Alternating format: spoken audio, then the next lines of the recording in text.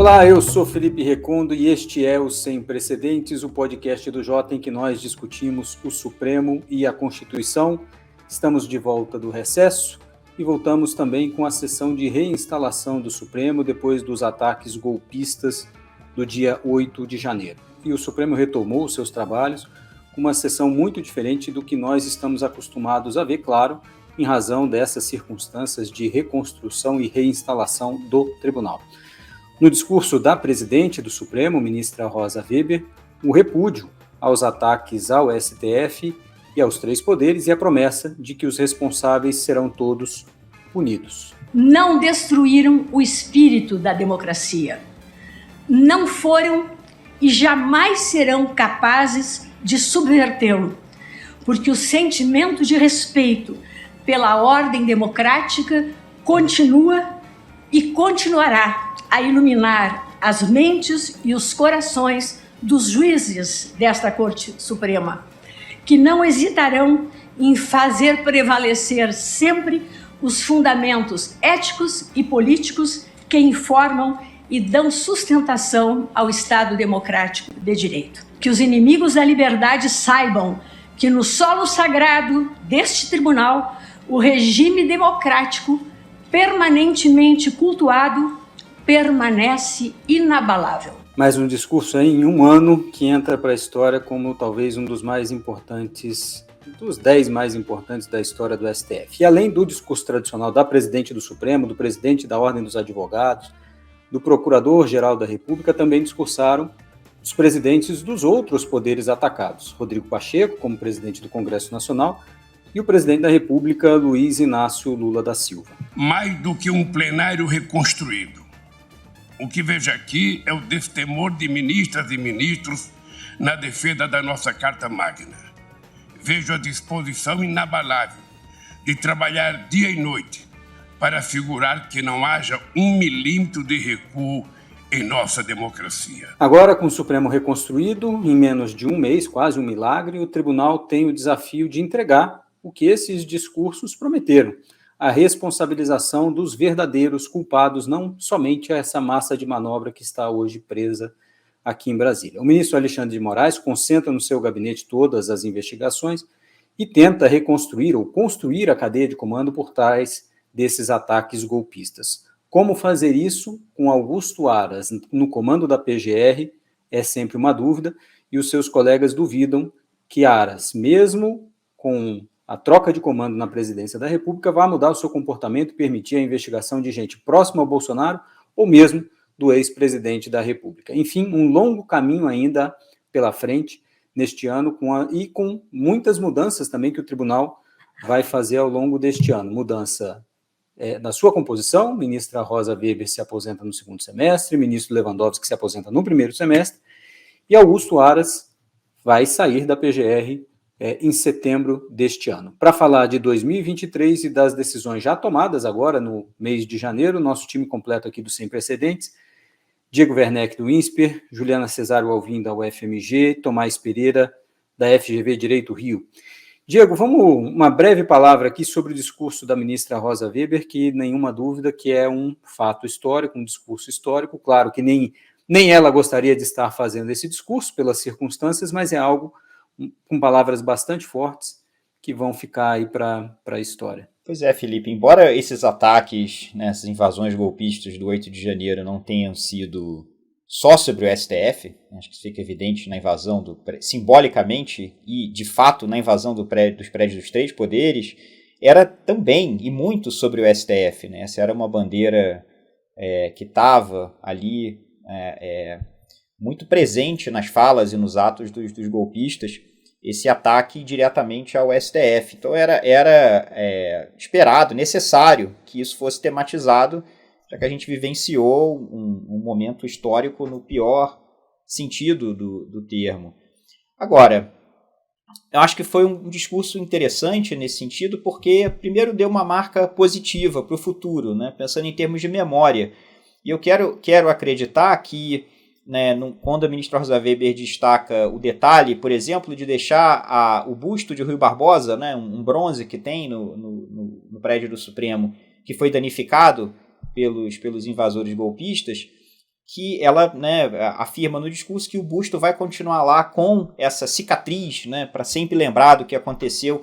E na medida em que a gente pode imaginar que isso aconteceu no 8 de janeiro também por problemas de memória da sociedade brasileira, por a gente não conseguir ter em mente sempre o que aconteceu no passado, algumas décadas, né, ter pessoas invadindo o Supremo pedindo intervenção militar, né, em ditadura, acho que apesar disso ser simbólico, acho que é um símbolo importante na direção certa. Acho que isso foi um tom importante do discurso e que enfatizou também, num outro elemento positivo, o caráter de reconstrução, né? Legal ver a presidente do Supremo agradecendo aos servidores e outros funcionários que reconstruíram de fato em tempo recorde, né? aquele plenário. E eu chamaria a atenção de uma coisa também que não aparece no discurso, né? Eu dei aqui um Ctrl L, Ctrl F para ver se achava, não achei a palavra terrorismo, o que não quer dizer que a ministra não tenha enfatizado bastante que os culpados serão punidos, que haverá investigações, que haverá medidas drásticas, mas eu achei interessante, né, que ela se refere aos invasores golpistas totalitários, mas ela fez uma opção diferente, né? Eu não vou somar todas as palavras possíveis que vêm sendo usadas para designar essas pessoas, eu vou escolher uma designação abrangente, né, mais difícil de discordar, golpistas totalitários, né, que não entendem o que é liberdade, o que é democracia. Isso me chamou a atenção. Não sei muito bem o que isso implica, mas, no mínimo, é uma opção por não já se comprometer com uma determinada visão, ainda que ela possa endossar essa visão lá na frente, né, de que havia ali o crime de terrorismo. A gente discutiu isso no programa anterior, isso me chamou a atenção, não aparecia no discurso. E dificilmente ela vai julgar isso, hein, Diego? Porque ela sai em outubro deste ano. Minha previsão aqui, minha bola de cristal, indica que não vamos ter esse julgamento até lá, porque Augusto Aras só sai em setembro. Então, acho muito difícil que Augusto Aras ofereça uma denúncia abrangente contra essas pessoas e que haja um julgamento até lá. Juliana, queria ouvir você sobre esse discurso da ministra Rosa Weber também. Olá, Recondo, Diego, Tomás. Me parece que esse momento e esse discurso da ministra Rosa Weber marca a liderança dela no Supremo, e não só uma liderança formal, né, por ocupar a presidência do tribunal, mas uma liderança substantiva, né, uma líder que ocupa a presidência num momento crítico e conduz o tribunal e agrega o tribunal em torno de si nesse momento. E acho que alguém poderia, né, dizer que se trata de uma líder improvável, né, em razão da postura discreta da ministra ao longo da sua trajetória no Supremo. E eu diria que é exatamente o contrário, né? A gente já apontava aqui, ela, por meio da sua conduta, por meio do respeito ao procedimento, respeito ao colegiado, ela construiu a sua legitimidade, a sua autoridade de um jeito progressivo, constante e discreto, né? Mas ela exerce essa liderança também pelo exemplo. E é interessante ver como esse momento, de alguma maneira, explicita, né, essa liderança de uma maneira talvez não esperada, e até se a gente considerar que é um tribunal, né, em que tantos outros ministros buscam esse papel, buscam esse protagonismo, às vezes até por movimentações que acabam por fragmentar a corte, né, seja internamente, seja externamente, buscando a mídia e outros espaços. Então, a ministra Rosa, ela é testada, né, nesse momento da sua presidência, e ela não se abala, né? Então, e ela vai ser crucial, se mostra crucial nesse momento, e nesse momento também daqui para frente, que a gente ainda vai falar bastante hoje, mas nesse momento de reposicionamento supremo, e acho que isso se reflete também, inclusive, nas escolhas que ela faz para a pauta desse semestre, mas isso a gente discute mais na frente. Juliana, acho que você toca num ponto que talvez as pessoas não tenham percebido, porque essa é uma não notícia. Mas se a gente reparar, depois dos ataques do dia 8, os ministros do Supremo não deram entrevistas individualmente sobre os ataques. No máximo que aconteceu era os ministros foram visitar o plenário e na saída os jornais fizeram uma pergunta ou outra. Mas por quê? Porque os ministros disseram, a única que vai se pronunciar sobre esse assunto é a presidente do tribunal.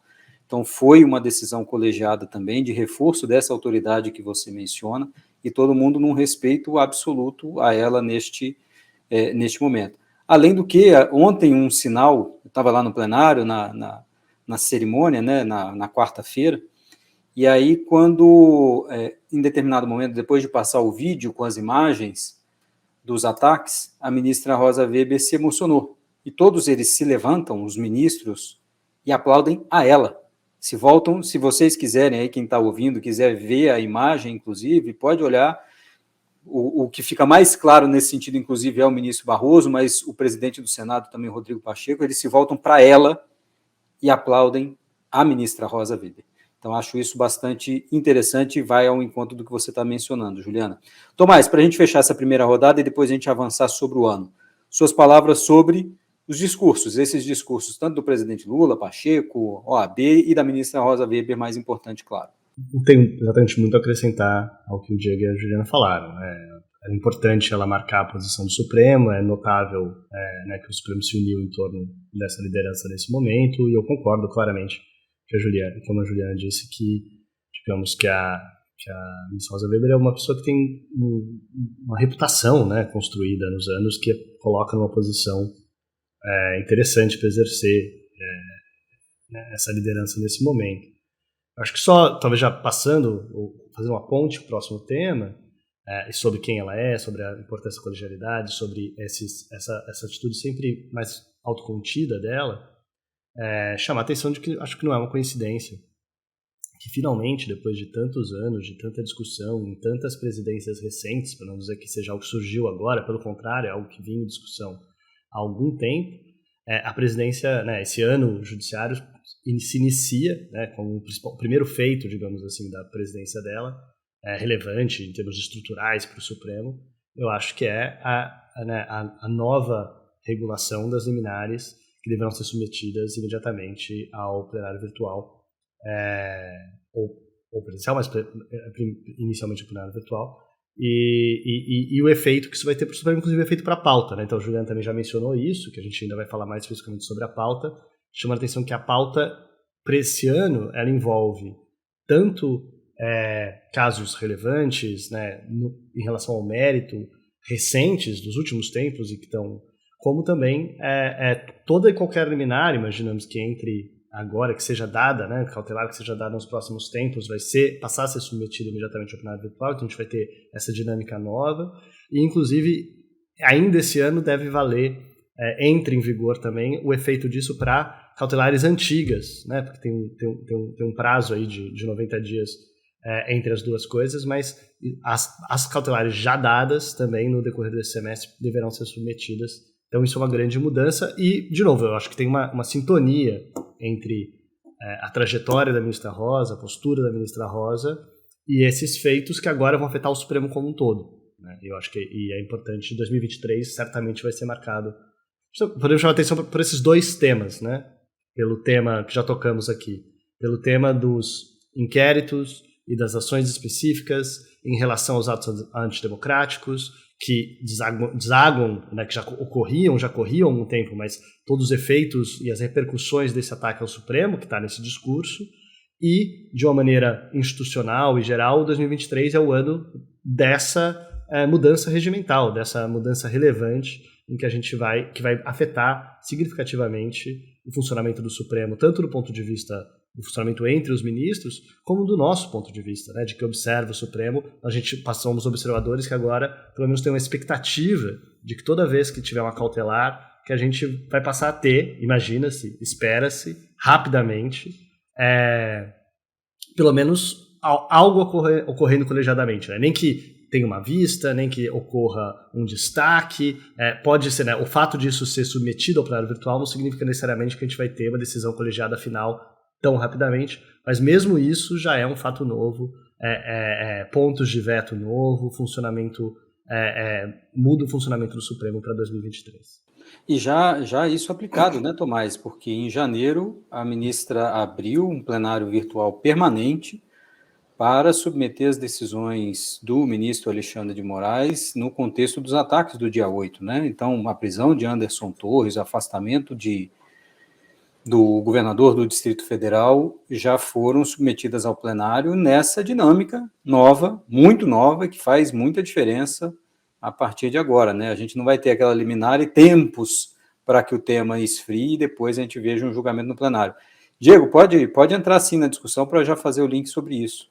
Acho que aí a gente pode também começar a pensar para frente, né? O que esperar desse semestre que vai ser o último semestre cheio da ministra Rosa Weber como presidente e como ministra do Supremo, né? Ela vai sair, a gente, né, salvo engano, outubro desse ano. Então, mas sobretudo o último semestre dela completo como presidente do tribunal. E a pauta ela vai fazer até outubro, portanto, né? Não vai fazer a pauta até dezembro, vai deixar para o sucessor, para o ministro Barroso, concluir a pauta de outubro, novembro, dezembro. E justamente pensando na pauta, uma coisa que a gente vai ver acontecendo nesse semestre e que é resultante da implementação dessa resolução nova que o Tomás mencionou, tinha ali uma regra de transição, né? 90 dias a partir da resolução dela começar a valer, né? E aí Felipe tinha observado que 90 dias úteis para liberar o estoque. 90 então dias vai úteis dar ali para, fazendo uma conta aqui de padaria, lá para junho, portanto, segundo semestre, com esse estoque gigantesco liberado para ela poder pautar. Então, aí vem a pergunta, de quão gigantesco? Gigantesco porque vai ser o momento em que a gente vai testar a aplicação disso na prática, né? Ministros vão estar com casos vencidos nos termos do prazo atual, né? Vencidos há anos de pedido de vista, de liminares monocráticas que prevêem cautelares que incidem sobre direitos e que, portanto, estão dentro do escopo dessa resolução, e eles teriam 90 dias para ter pautado isso, né? 90 dias com essa questão que o Felipe colocou, né? Os 90 dias úteis vai ser mais para frente no semestre. E aí é interessante imaginar como é que vai ser o papel da ministra Rosa Weber na implementação e na construção de uma coalizão para fazer valer essa regra, porque, né, sabemos que cumprir as próprias regras não é o ponto forte do Supremo, né, cumprir as suas próprias regras regimentais. Vai precisar de algo além de simplesmente ter isso no papel. E aí eu acho que a ministra Rosa Weber, ela tem, pelos pontos, né, que a Juliana e o Tomás já levantaram, ela está na posição muito boa de autoridade moral para cobrar isso, para implementar isso, né? Imagino, acho que tenho boas razões para acreditar que isso vai ser importante para ela, que é uma obra, é parte do legado dela, mas é uma obra que ainda está em aberta, está em construção. Ela vai precisar desses meses agora para construir essa implementação, esse enforcement dessa regra de transição, sobretudo, né? Juliana, eu queria justamente trazer você, porque o Diego menciona pauta, e a gente começou o ano com uma visão de parte da imprensa de que a pauta de processos definida pela ministra Rosa é uma pauta discreta para não entrar em choque com o governo e tal. Eu tenho lá a minha visão, mas queria ouvir você, porque eu acho que a gente concorda. Essa pauta não é, como as pessoas estão dizendo, fraca ou morna. Acho que não tem nada disso. Tem, claro, o governo está chegando, certamente a AGU, por exemplo, vai mudar posicionamento sobre várias questões e dá tempo para o governo também rever algumas de suas posições, tipo terra indígena. Obviamente a AGU do governo Lula vai ter uma atuação diferente da AGU do governo Bolsonaro. Mas enfim, queria te ouvir sobre esse ponto. Pauta, você também acha que essa pauta não é tão morna como eu acho que não é? Eu concordo com você totalmente. Tem essa questão da AGU e tem também a própria possibilidade do governo revogar normas que estavam sendo impugnadas, né, e fazendo com que essas ações aí percam objeto. Mas eu acho injusto falar que essa pauta é morna, porque, primeiro, tem muitos casos importantes, relevantes e até controversos que estão colocados nessa pauta. Tem casos... a discussão dos limites da coisa julgada tributária começou a ser julgada essa semana, né? Mas temos casos trabalhistas, temos casos de direito fundamental, discussão sobre medicamento de alto custo, federalização de crimes contra direitos humanos, discussão sobre cadastro de usuário de drogas, enfim, tem muitas questões importantes que vão ser julgadas e até questões assim sensíveis de relações entre poderes, né? Então, por exemplo, a discussão sobre vaquejada, ela está colocada na pauta, né? Alguém pode dizer que talvez o mérito não seja a questão mais controversa do Brasil nesse momento, né? Mas a gente tem que lembrar que é uma discussão sobre uma emenda constitucional que foi feita pelo Congresso no sentido contrário de uma decisão que o Supremo havia dado, né? Então vai ser interessante ver isso, pode ser uma forma estratégica do Supremo se mostrar deferente ao Congresso, né? Mas é um caso que envolve uma certa voltagem política. e que está na pauta e que vai ser julgado, ao que tudo indica. Então, essa ideia de pauta light, eu acho que distorce um pouco o que está colocado. A gente tem casos importantes, a gente tem espaço no plenário virtual e a gente ainda tem todo o segundo semestre. Então, acho que a gente ainda vai ver muita coisa importante aí. Então, Juliana, queria deixar essa bola com você. A ministra Rosa Weber, quando foi para a presidência, ela carregou alguns processos consigo e ela mesmo mencionou, ela levaria processos que ela julgaria. Ela levou orçamento secreto, julgou. Uhum. Ela levou descriminalização do aborto e ela sai em outubro. Portanto, nós estamos falando de 2023, ano em que o Supremo vai começar a julgar aborto. Seja para dizer que não é um papel do Supremo, não sabemos, não me parece que vai ser o voto dela, mas enfim, é aguardar. Mas a gente vai ter esse tema no segundo semestre. Então, se as pessoas estão falando que o primeiro semestre está light, espere pelo segundo, então. E já não está light aqui. Você concorda, né? Assim, segundo semestre vai ter. Ela vai ter que liberar isso antes de outubro. Concordo.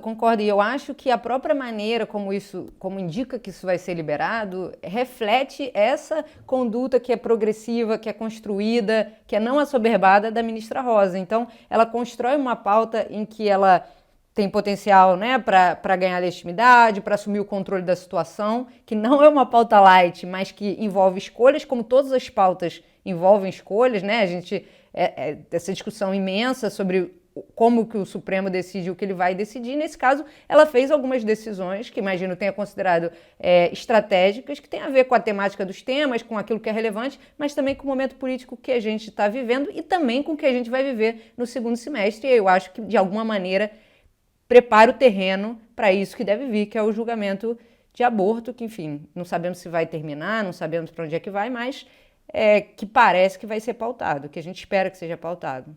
E para falar também dessa conjuntura política, diga. Me permita só um comentário sobre isso, porque casa com o que você mencionou da resolução. Porque a Juliana falou, vai colocar o aborto, mas pode ter pedido de vista. Agora nós temos prazo para vista. Então, se a gente fizer uma conta de todos os ministros pedindo vista, ou de alguns ministros antecipando o voto, e a gente sabe que isso é possível, talvez a gente tenha esse julgamento concluído nos próximos 2 anos. Eu fiz esse comentário para o ministro Barroso, claro, assim, me antecipando muito, mas a gente já viu casos acontecerem, lembro de células tronco embrionárias, que houve um pedido de vista do ministro do Direito, e alguns ministros se anteciparam, justamente para deixar claro que queriam concluir. A DPF 402, da suspensão dos presidentes das Casas dos Poderes que fossem réus no Supremo, também houve uma antecipação para formar uma maioria, né? Não concluiu, mas formou uma maioria. Então essa resolução pode ter um impacto na data da definição desse julgamento. E a gente vai ver uma aplicação dessa resolução. Nesse caso, bastante interessante, porque não vai ser aquela coisa assim, pede que nem julgamento de aborto em caso de feto anencefálico, dá liminar, depois derruba a liminar, aí alguém pede vista e deixa por anos, coisas do gênero. Isso não vai acontecer no aborto. Mas eu acho que eu chamaria atenção para o fato, não que seja acho que uma questão, porque a gente tem o fato de ter a ministra Rosa Weber, e seguida a ministra Rosa Weber a gente vai ter o ministro Barroso, para quem esse tema também é importante, em termos de pensando de pautar. Porque eu chamo a atenção de, para além dessas vistas e do prazo dessas vistas possibilitarem encurtar, é possível, para não dizer provável, que dada a relevância desse tema materialmente, né, para todas as pessoas afetadas, mas também para a academia, é um dos temas sobre direitos fundamentais, direito constitucional comparado relevantes, algo me diz que mesmo ministros que não pediriam vista, que concordam, que votariam a favor, vão dar votos provavelmente longos. Então eu só chamaria atenção para o fato de que vai fazer diferença a gente ter uma presidência comprometida com marcar diversas sessões seguidas, exclusivas. Então, mas exato, Tomás. Independentemente. Por isso que eu mencionei que eu falei com o ministro Barroso, porque exatamente ele vai ser o presidente. E a gente sabe que esse tema é caro para ele já deu decisão no passado, foi criticado, inclusive, por voto que ele proferiu na turma. E me parece que a gente pode ter a conclusão desse julgamento nesse curto prazo. Claro que as circunstâncias, conjuntura, tudo pode afetar, né? Mas se a gente for fazer uma conta de padaria aqui, dá para concluir em 2 anos esse julgamento. Sim, não, e é isso que eu ia chamar a atenção, assim, porque se nós tivéssemos a situação em que o ministro vice-presidente atual, né, e portanto o próximo presidente, fosse alguém que tivesse interesse em segurar esse processo, a gente estaria em uma situação diferente. Então, eu acho que a gente tem 2 coisas, são 2 dados. Um é que tudo indica que o início desse julgamento será dado, pelo fato de que tudo indica que a ministra Rosa Weber se comprometeu a, enfim, pautar os processos que ela levou com ela, e também a gente imagina que ela queira dar esse voto como sendo um dos últimos votos dela antes de se aposentar, que ela tem interesse em dar esse voto como parte, né, do legado dela no Supremo. Então, iniciado, tudo indica que ele será.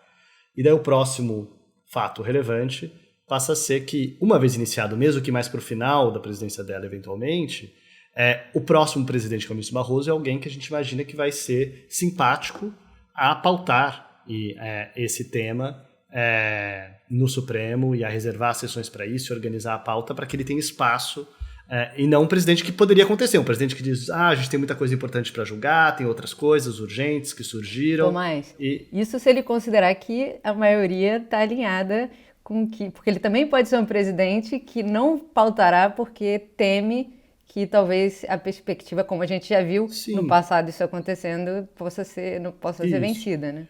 Eu chamaria a atenção, já que a gente está entrando nesse pauta, que pode ser, inclusive, que a gente veja... a gente vai ter a substituição de 2 ministros novos nomeados com a saída da própria ministra Rosa Weber. A ministra Rosa Weber votará antes de sair, né? Então o voto dela terá sido dado. Pode até ser que quem entre na vaga dela eventualmente tenha que participar, eventualmente de alguma maneira, em modulação, em qualquer coisa desse tipo, que a gente sabe que às vezes acontece ao final, digamos assim. Mas ela já terá dado.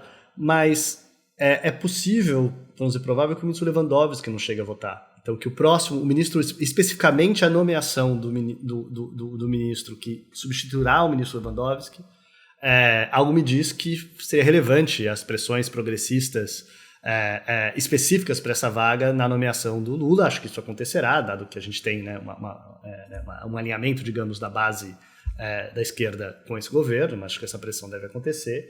E que não está claro para mim que o ministro Lewandowski, por mais que ele seja visto como um ministro progressista, que ele seja um ministro favorável a esse tema, do que eu especificamente. Então pode ser, se a anencefalia é indicação, né, tem uma posição mais digamos, recuada com relação a esse Exatamente. Tema. Então pode ser, inclusive, que essa substituição, já que a gente está falando de fazer contas, essa conta seja relevante e talvez a ministra Rosa Weber esteja, né, o momento ótimo para pautar seja durante o mandato dela, depois da saída do ministro Lewandowski. Não sei se ela mas como o Lewandowski sai no primeiro semestre, a ver se ela vai pautar e já não vai ter uma substituição, né? Como no primeiro semestre já não entra. Não, e aí, se é para especular nesse timing, tem uma outra razão a se considerar, que é que se você faz isso antes da vaga abrir, você também está convidando o Senado a tornar isso um tema central na sabatina, né? Que isso vai estar na pauta pública, vai estar sendo discutido. Então, isso pode até, quem sabe, ser uma razão que torne mais difícil, talvez, que alguém com posições A ou B, aí tem que ver como é que vai ser, né, o clima político no Senado, e certamente fica mais difícil que o Senado seja indiferente a essa questão. Mas a gente sabe que na sabatina é sempre possível fugir desse tema, né? Ainda mais com a perspectiva de votação. Mas a pessoa vai ser, evidentemente, investigada até... Qualquer posição que ela tenha falado, qualquer nota que ela tenha escrito vai ser olhada por esse prisma, né? A gente, quando teve no Mensalão, o ministro Teori Zavascki foi sabatinado e todas as perguntas eram sobre isso e suspenderam a sabatina dele até terminar o julgamento de alguns recursos do Mensalão, porque tinham receio de que ele entrasse para votar de tal jeito. Então, de fato, Diego, essa questão vai aparecer. Mas, Diego, eu te interrompi falando desse assunto, e você queria falar algo sobre relação de governo e STF nesse primeiro semestre. Eu ia observar, talvez, algo sobre a conjuntura política desse primeiro semestre e as nossas expectativas nos últimos meses com relação a ela, né? A gente tinha falado no final do ano passado sobre um governo Lula saindo vitorioso das eleições. Isso seria esperado, a normalização da situação política do país, sobretudo, né, mais do que algo específico sobre o governo Lula, mas também, talvez, um presidente com uma capacidade de diálogo, de articulação acima do normal, mas só o fato de ser um governo normal, clima normal, a gente observou que isso tenderia a encorajar uma acomodação do Supremo, né? Uma acomodação no sentido de que os poderes que vinham sendo usados nos últimos anos não seriam usados com a mesma frequência ou intensidade, o Supremo voltaria de alguma forma, não dizer, eu não tenho esses poderes mais, isso o Supremo não faz, mas dizer, não usar mais, né, ser menos interventivo em relação ao funcionamento do processo decisório político. A gente ficou imaginando, por exemplo, que seria muito raro, seria mais improvável um tipo de intervenção como a do orçamento secreto. Esse tipo de coisa não aconteceria com frequência nesse novo Brasil, novo entre aspas, mas pelo menos normal.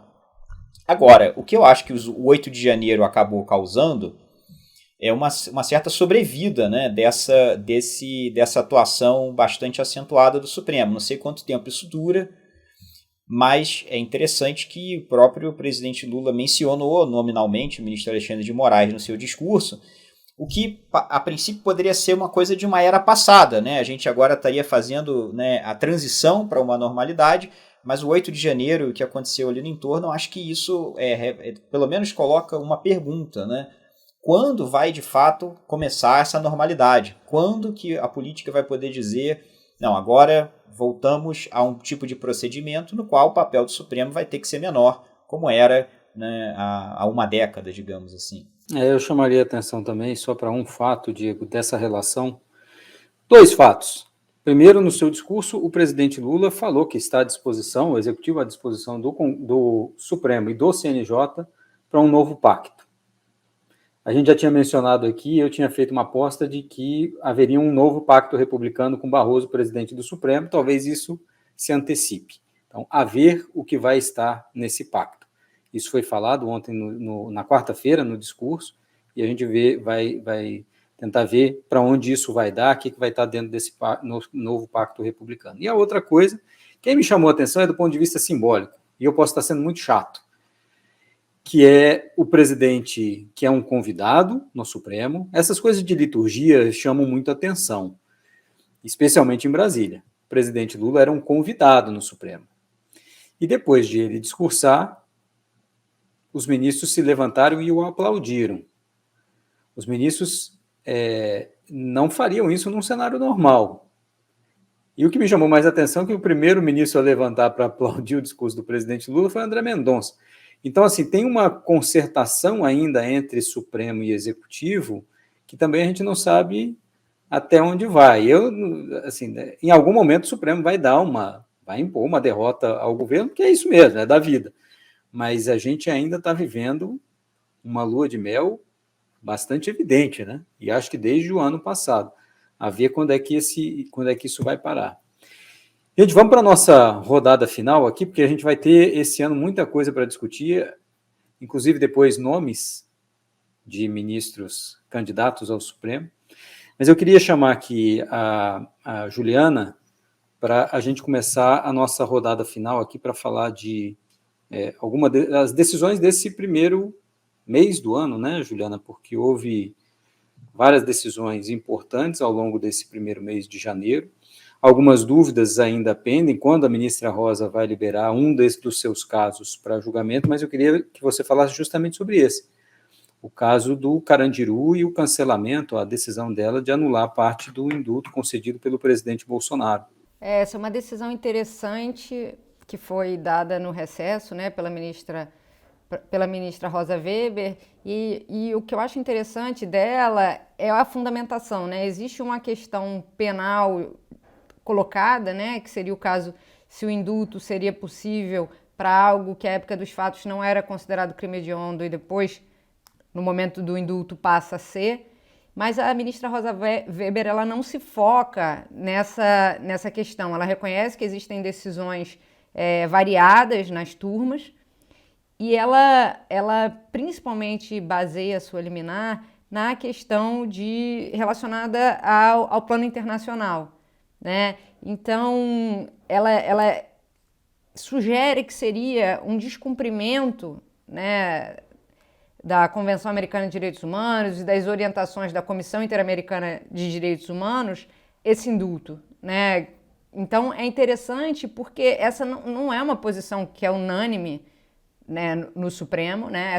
Essa deferência estrita não só ao texto da Convenção Americana, mas ao entendimento que é feito desse texto a partir tanto da Comissão Interamericana quanto da Corte. Então aí tem o caso da Lei de Anistia, que é o grande exemplo dessa dissonância, né, em que houve uma decisão internacional e uma decisão interna que não são compatíveis, mas ela, diferentemente então do que alguém poderia dizer que é a posição do Supremo baseada na decisão da lei sobre a Lei de Anistia, ela reforça essa importância, né, do cumprimento do Estado brasileiro, e aí entendida a própria participação do Judiciário nisso, com relação ao direito internacional dos direitos humanos e as orientações da Comissão Interamericana de Direitos Humanos pela via dos seus relatórios. Então é bem interessante. Nesse caso, não envolve nem um caso litigioso decidido pela Corte, né? Ela baseia a decisão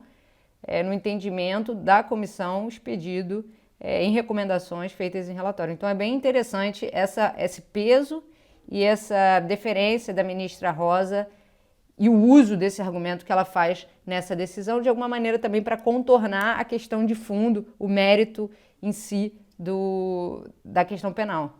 A gente estava aqui na dúvida, só um comentário, Tomás, a gente estava aqui na dúvida, né, se a ministra Rosa Weber tinha liberado isso para o plenário, mas vendo aqui o andamento, Juliana, como ela decidiu no recesso e já estava distribuída para o Fux, ela diz na liminar dela que é a de referendo do plenário ou de decisão do relator.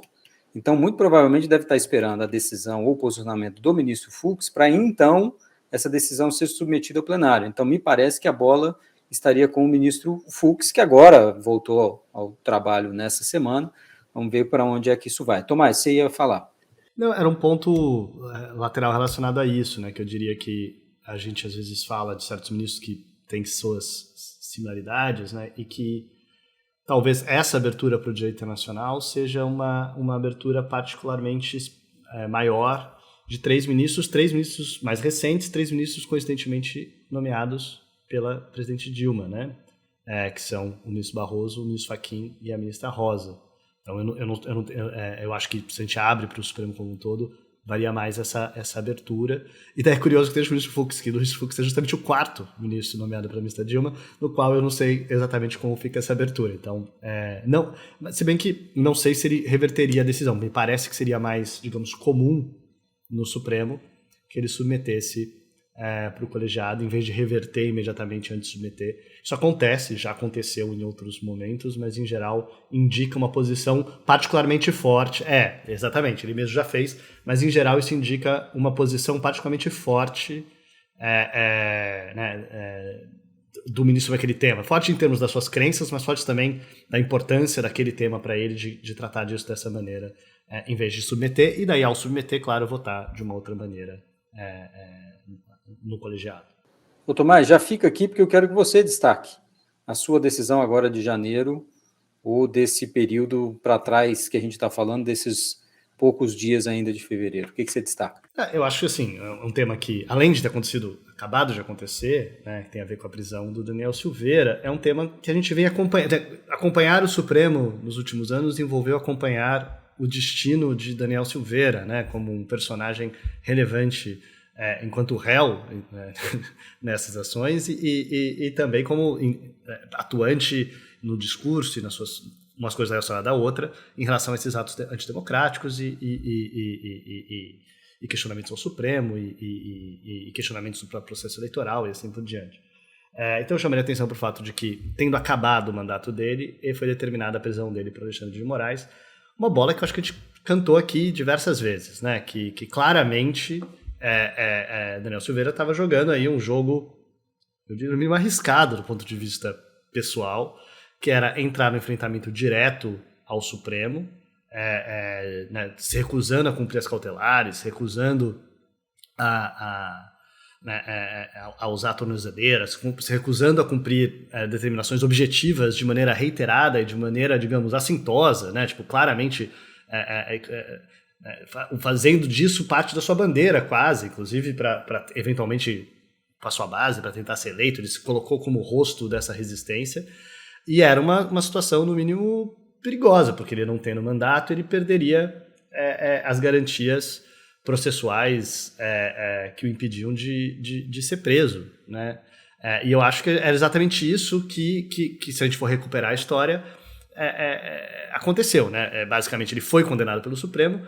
Lembrando, para quem não lembra, o Bolsonaro, na época, o presidente, determinou, né, concedeu a graça, digamos assim, né, esse perdão individual para ele, no qual cuja validade está sendo questionada, né, e na sua constitucionalidade, digamos assim, dentre outras coisas, se ela poderia ter sido concedida ou não. E nesse meio tempo, basicamente, o ministro Alexandre de Moraes determinou que as cautelares, ele não foi preso, né, apesar de ter sido condenado, ele não foi preso, mas as cautelares que estavam em vigor teriam continuado a valer. E são essas cautelares em vigor que ele passou a desrespeitar, ele alegando, inclusive, que ele não tinha respeitado cautelar nenhuma, porque, afinal de contas, ele tinha sido beneficiado pela graça. Mas é exatamente isso que está sendo discutido, lembrando que essas cautelares, algumas foram referendadas pelo colegiado também. Então não é uma posição específica individual do Supremo. Então não é que ele estava enfrentando apenas, digamos assim, uma posição eventualmente idiosincrática do ministro Alexandre de Moraes. E exatamente nessa situação, então lembrando aqui mais um detalhe, que ele claramente, o ministro Alexandre de Moraes estava numa situação em que determinar a prisão dele era complicado, né, por conta, inclusive, das limitações de prisão em abstrato da prisão de parlamentares, mas especificamente porque precisaria de uma autorização da Câmara, e não estava evidente que ele conseguiria essa autorização. Eu diria que as sinalizações eram negativas. E ele, inclusive, por conta disso, fez uma manobra, digamos, legal, que foi utilizar o CPC para considerar a possibilidade da aplicação de uma multa, já que ele não podia prender. Foi determinada uma multa pelo desrespeito, uma multa-dia pelo desrespeito deles a essa cautelar. Lembrando que, exatamente, normalmente, essa situação nem se coloca, porque se você pode prender uma pessoa que está desobedecendo, que é uma medida mais gravosa, digamos, tanto objetivamente ela ocorre, né, você determina que ela seja presa e presa a pessoa como também tende a suscitar que a pessoa cumpra a ordem, já que ser preso é algo que a pessoa talvez tenha mais aversão do que eventualmente pagar uma multa, normalmente a possibilidade da multa nem se coloca. Foi exatamente pela impossibilidade factual de prender, me parece, que ele criou essa possibilidade da multa, que foi se acumulando e foi também sendo desrespeitada. Ele nunca pagou essa multa. E a questão era que todo mundo sabia, digamos assim, que assim que acabasse esse mandato e preso ele pudesse ser, tudo indicava que a prisão dele seria determinada. Foi isso que aconteceu. Então eu só chamaria atenção para o fato de que isso ocorre, que isso levanta diversas questões para o Supremo, inclusive a questão sobre a própria constitucionalidade dessa graça. E nisso se conecta, eu diria, se conecta com o tema que a Juliana acabou de mencionar, né? A gente acabou de falar sobre a cautelar da ministra Rosa Weber no caso do indulto dos réus condenados no caso Carandiru. Foi dada uma cautelar. No caso do Daniel Silveira, existe a alegação de constitucionalidade, mas não existe uma cautelar suspendendo. E aí que tem algo que eu diria inusitado nessa decisão, que é a posição do ministro Alexandre de Moraes foi dizer que, em decisão anterior, ele reafirmou o posicionamento do tribunal, né, da necessidade de se aguardar, nos termos lá do 738, do Código de Processo Penal, 192 da Lei de Execuções Penais, da necessidade de se aguardar o julgamento da constitucionalidade do decreto presidencial, na DPF 964, para análise de eventual extinção da punibilidade, bem como pela manutenção dos efeitos secundários da condenação. Então ele basicamente está dizendo que enquanto o Supremo não julgar isso, esse decreto não produziria efeito na ausência de uma cautelar, né? É quase como... É isso que é curioso, né? Porque existe um mecanismo processual diante do Supremo para fazer isso e que não foi feito. Então é curioso, é quase como se ele tivesse concedido ele próprio uma cautelar ad hoc, assim, digamos, né? Ex officio na sua ação e não na ação em que isso é questionado propriamente dito. Então eu chamaria... Exatamente, né? Então eu chamaria atenção para a importância do Supremo decidir isso. Por outro lado, eu também chamaria atenção para o fato de que a gente está diante de o descumprimento reiterado de uma decisão colegiada do Supremo. Então, que as consequências práticas ocorreriam assim que fossem possíveis também não tem nenhuma novidade, nenhuma surpresa. E até a gente estava dizendo antes, né, essa decisão ela é longa assim, relativamente longa, ela é fundamentada, digamos, em seu detalhe, mas existe uma versão dessa decisão curta que podia ser simplesmente tendo em vista que antes não podia prender, não prendi, tendo em vista que agora posso prender, determino a prisão. Né? Seria basicamente a versão curta, a versão de tweet dessa decisão seria essa, o resto está na decisão, quem quiser ler pode ler, mas na prática é isso que aconteceu. Juliana, você quer voltar? Tem mais uma decisão super importante desse mês, né? Acho que vale pelo menos a gente registrar, né, que foram as decisões do ministro Barroso com relação a populações indígenas. A gente assistiu a terrível situação do povo Yanomami e o ministro Barroso fez algumas movimentações no processo, tanto na ADPF, né, de sua relatoria, que tratava da questão da pandemia de Covid com relação aos povos indígenas, quanto solicitando, né, investigações de potenciais crimes nessa seara. Então, acho que vale o registro, porque foi um fato, né, muito, muito marcante aí dessas últimas semanas e que houve participação do Supremo a partir dessas decisões. Inclusive da prática de genocídio, como a gente estava conversando aqui antes, né? Bom, Diego, você para fechar. Muito rapidamente, uma decisão monocrática liminar do ministro Lewandowski suspendeu a utilização do censo ainda inconcluso de 2022, não, o censo está em andamento ainda, na definição dos repasses do Fundo de Participação dos Municípios. Evidentemente uma questão de altíssima magnitude econômica, fiscal, política, e que em tempos de normalidade, né, acho que estaríamos discutindo isso também, essa decisão. E acho que ela passou um pouco abaixo do radar, mas o ministro Lewandowski já liberou, que, né, acho que é possível dizer que tem a ver com a resolução de dezembro, já marcou, pelo que eu vi aqui do andamento, uma sessão em plenário virtual a partir do dia 10 de fevereiro para os ministros se pronunciarem sobre a sua liminar, suspendendo a utilização do censo, ainda inconcluso, como critério para fazer os repasses para os municípios. Vamos encerrando esse episódio do Sem Precedentes. Ano de 2023 vai ter muitíssima coisa para a gente falar, 3 sabatinas pelo menos, uma troca de presidência ainda no segundo semestre. Então vamos lá, bastante energia porque o ano vai ser de muita notícia. Mais uma vez, obrigado e até semana que vem. O Jota desenvolveu uma plataforma inteligente para quem trabalha com política. Agora ficou mais fácil antecipar cenários, ficar por dentro dos bastidores políticos e utilizar as nossas ferramentas inteligentes de análise de dados para ter mais previsibilidade institucional nos 3 poderes.